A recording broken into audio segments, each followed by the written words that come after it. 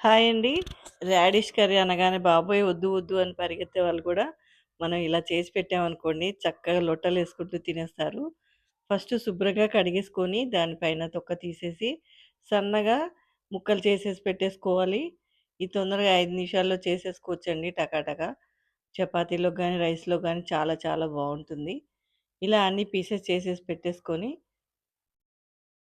ఒక స్టవ్ పై ప్యాన్ పెట్టుకొని కొద్దిగా ఆయిల్ వేసి దాంట్లో ధనియాలు ఒక స్పూను, మినపప్పు, శనగపప్పు దాంట్లోనే ఎండుమిర్చి వేసుకోవాలి.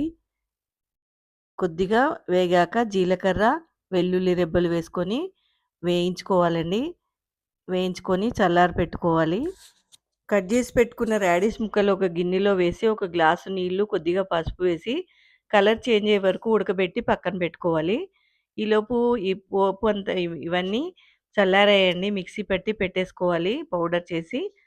అదే ప్యాన్‌లో నూనె వేసి, తాలింపు గింజలు వేసి, ఉల్లిపాయలు పచ్చిమిర్చి, అల్లం వెల్లుల్లి పేస్ట్ ఇవన్నీ వేసి బాగా మగ్గనివ్వాలి.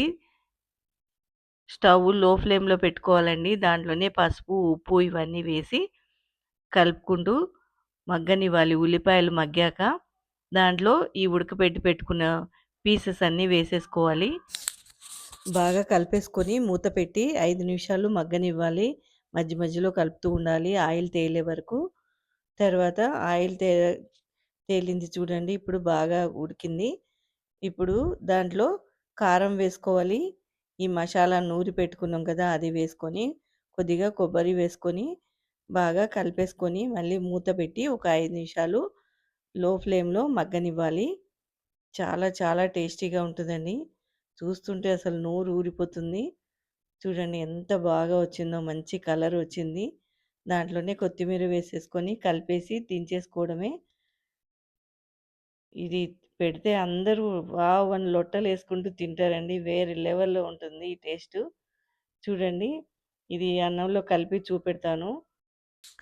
ఈ వీడియో మీకు నచ్చినట్లయితే లైక్ చేయండి, షేర్ చేయండి. కొత్తవారైతే సబ్స్క్రైబ్ చేయండి. Thank you for watching.